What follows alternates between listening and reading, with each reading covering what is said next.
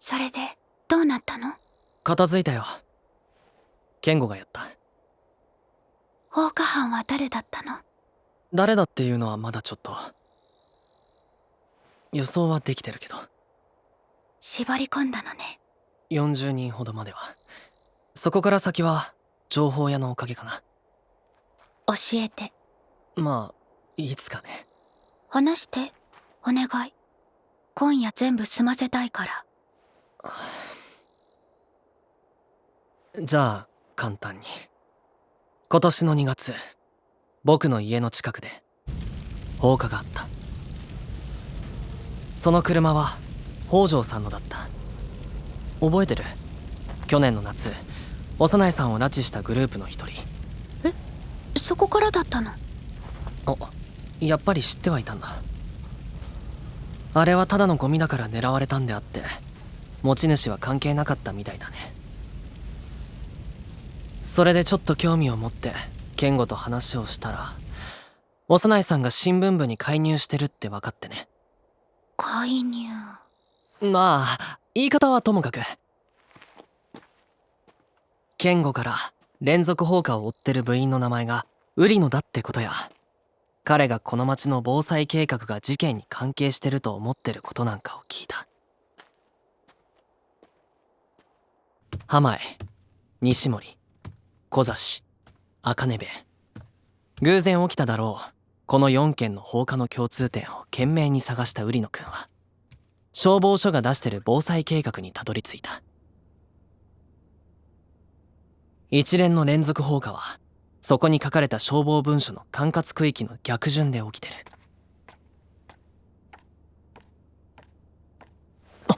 その予想をもとに記事を書いたら、その通りに事件が起きてしまった。仮説が事実によって裏付けられたように感じただろうね。でも僕はちょっと妙に思った。放火犯が消防文書の管轄を意識してるだなんて。で、図書館で確認した。去年から5年前までの防災計画には文書の管轄が書いてない。7年以上前は小指し文書が存在してない。瓜野くんの説に従えば、放火犯が参考にしたのは6年前の防災計画ということになる。ただでさえ無理っぽい過程に限定が加わった。こうなれば防災計画説は諦めた方がいい。むしろ月報船戸説の方が自然だ。つまり犯人は船高の生徒で、瓜野くんが書いた記事を見て次の犯行現場を決めてたという説だとしたら、すぐに記事を止めなきゃならない。健吾に話せば可能だ。ただそれで犯行が止まるかな。そこで五日市くん、彼に協力してもらった。そう、4月まではモンチ君が情報源になってくれたんだけど、小バト君もスパイを送り込んでたなんて。彼に瓜野くんの仕事ぶりを聞いたら、連続放火にかかりきりになって基本的なことをやらなくなってるって言うんだ。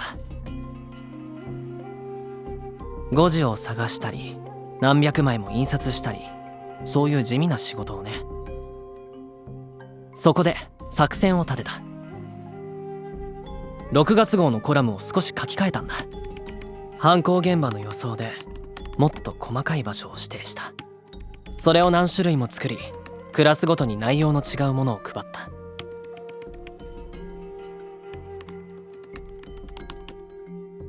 放火が起きればその時点で犯人のクラスを特定できる。事件は去年から起きてるから、当時いなかった1年生は除外してね。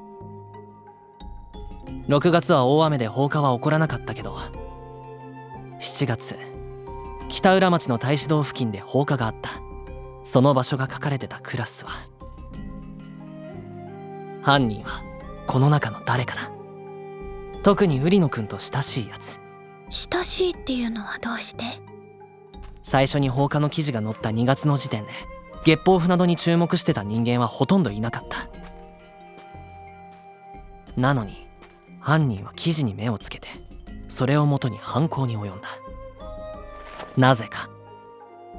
おそらく記事のことを事前に本人から聞けるほど瓜野くんと親しい人物だからだ。なるほどね。で、2年 G 組には確かに瓜野くんの親しい友人がいた。その子を最有力容疑者にもう一度罠を張った。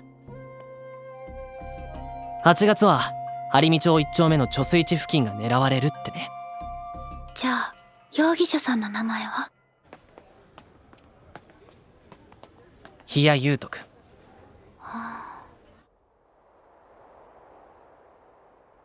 見事ね、小鳩くん。時間がかかってるし、被害も出てる。褒めてもらえる手際じゃない。知ってる？この連続放火、結構ニュースになってるの。そんな事件をただの高校生の小鳩くんが解決しちゃったの。うん。おかげで公共の福祉のお役に立てた。なんて思わない。僕はただ知恵働きを楽しんでただけだよ。知ってるくせに、幼いさん。幼いさんがこの事件に関わってると知って、僕が最初に考えたのは、一体誰に対するどんな復讐なんだろうってことだったよ。ひどい。ごめん。で、どこまで知ってたの？私何も知らなかった。放火犯はきっと新聞部の作戦を知ってその裏を書いてくるって思ってた。だから新聞部がカバーしてないところを狙って張り込んだの。私にできたのはせいぜいそのくらい。小鳩くん、彼女とはどうしたの？え？中丸さん。別れた。っていうか、かなり一方的に振られた。中丸さんは他にちゃんと恋人がいてね。それを知ってもそれまで通りにしてたら、なんだか人間失格みたいな勢いで怒られちゃった。あ、うん。それは人間失格っぽい。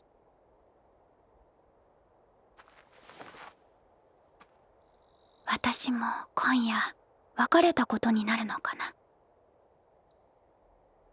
私告白されて嬉しかった。瓜野くんってほら結構かっこいい方で自信家だし。知りたかったの。恋とはどんなものかしらって。私瓜野くんのために尽くしたのよ。行動が気持ちを育てると思ったの。自分でもうまくやったと思うのに、さっき小鳩くんが見た通り、私はちっとも変わりはしなかったの。私は瓜野くんと付き合ってこう思った。この子他愛ないなって。小鳩くん覚えてる？去年私たちがさよならしたこと。もちろん。さよならの訳も覚えてるんでしょ？互恵関係と名付けたその甘えと、それでも小市民を目指すという建前が摩擦して、僕たちは一緒にいられなくなった。あの時言ったことは嘘じゃなかった。でも1年経って少し考え直したの。私たちとっても賢いわけじゃない。本当に賢かったらもっと間違いは少ないはず。何より誰も傷つけずにいられるはず。だけど全然無能だっていうのも嘘なのよ。瓜野くんのおぼつかない動きを見ながら私思ったの。もし小鳩くんならもう少し上手にやるのにって。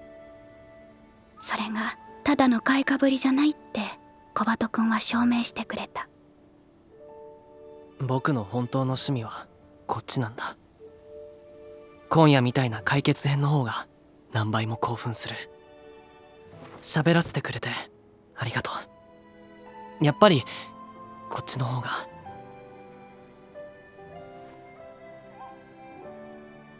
体温が上がるよ。1年かかってくるっと一回り。私小鳩くんがベストだとは思わない。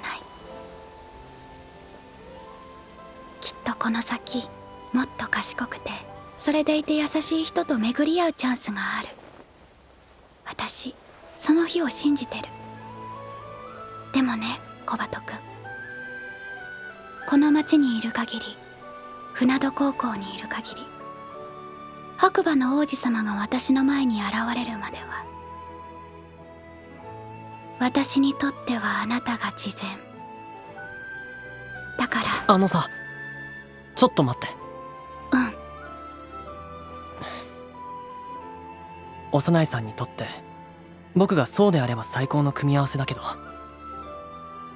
そうでなかったとしてもとりあえず今のところだけでも、うん。僕にとって幼いさんは必要だと思う。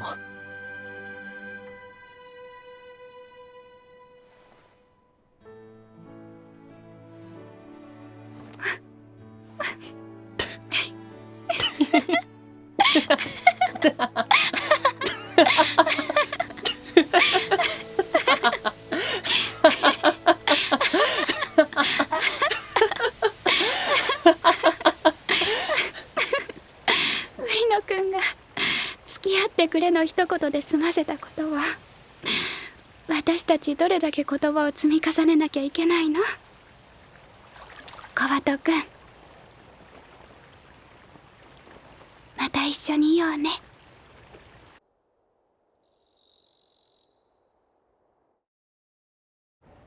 新聞によると犯人はむしゃくしゃしていてやった。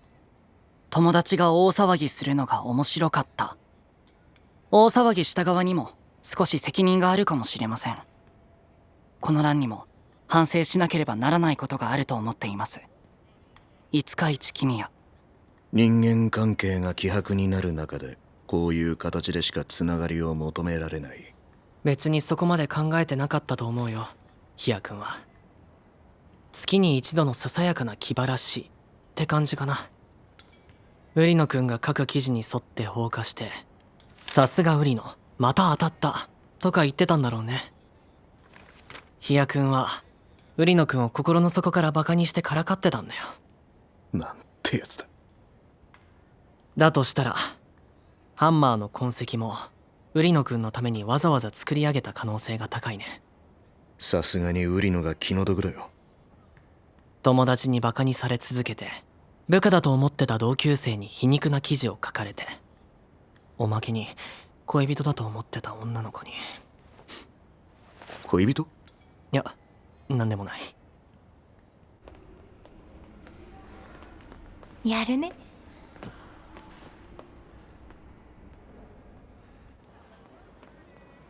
ごめん、待たせちゃって。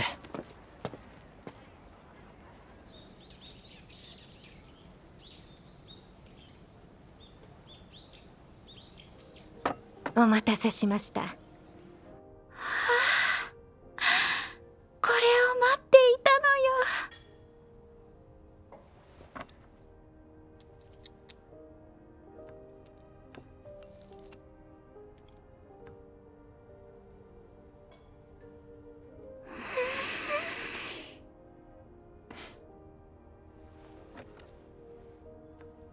素敵。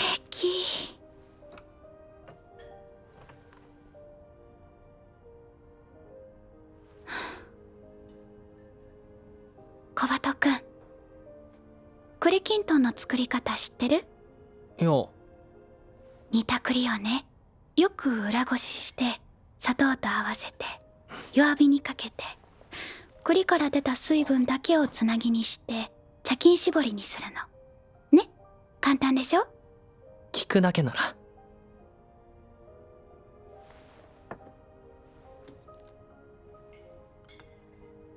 じゃあマロングラッセは？マロングラッセ？西洋の栗きんとんみたいなものかな。へえ。でも作り方は全然違ってて、栗を煮て剥いてシロップにつけるの。栗を砂糖が覆ったらもう少し濃いシロップにつける。それを何度も何度も繰り返すの。そうして膜を作るうちに栗そのものがいつの間にか甘くなっていくの。小バトくんはどっちが好き？マロングラッセって食べたことないんだよね。じゃあ今度食べさせてあげる。ところで一つ聞いていいかな。何？この間上の町の高架下に行ってみたんだ。そしたらさ、電車がうるさいにはうるさいんだけど我慢できる範囲だったんだよね。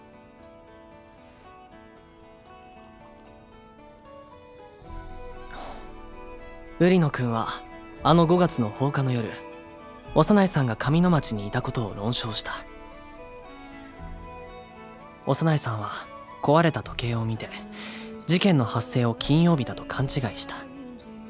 だからあの夜現場にいたんだって彼はもう一つ言ってた。あの夜幼いさんから電話をもらったけど電車の音がものすごくて話ができなかったって。事件現場は線路のそばだから幼いさんは事件現場にいた。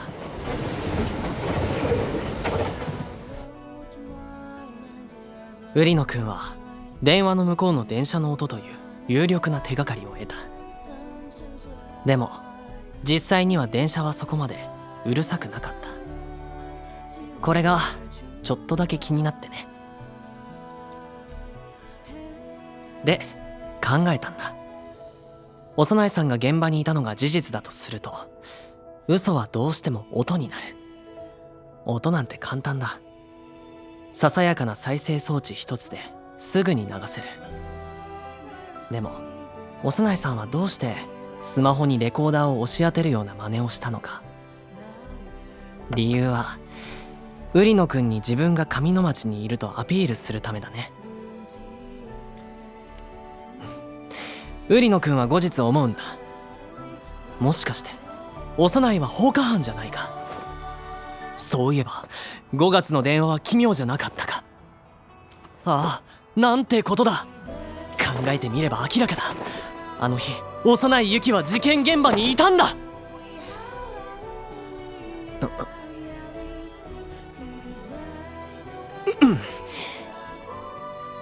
つまり電話の音は何らかの理由で瓜野くんにあなたが犯人だと言わせるための誘導の一つだったと考えられる。事件を整理すると気がつくんだけど、幼いさんの行動は5月を境に変化してる。それまでは瓜野くんのために縁の下の力持ちをやってたかもしれない。でも5月以降は変化してる。その頃から幼いさんは瓜野くんへの復讐を始めた。いつか間違った告発をさせるというね。小バトくんならきっと分かってくれると思ってた。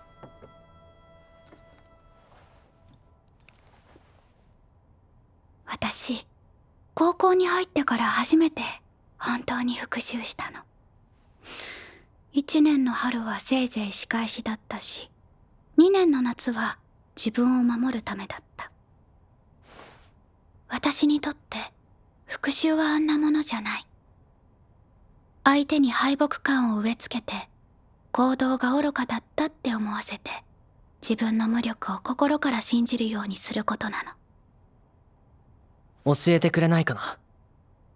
瓜野くんはなんでこんな目にあったのかな。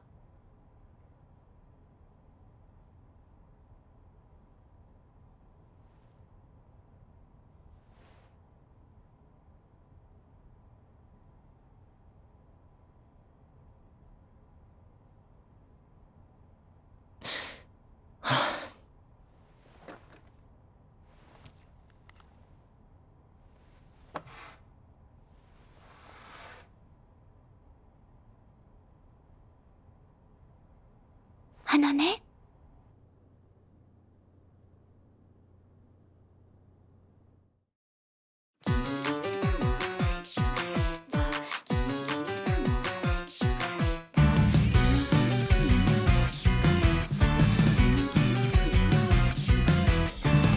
苦い記憶を閉じ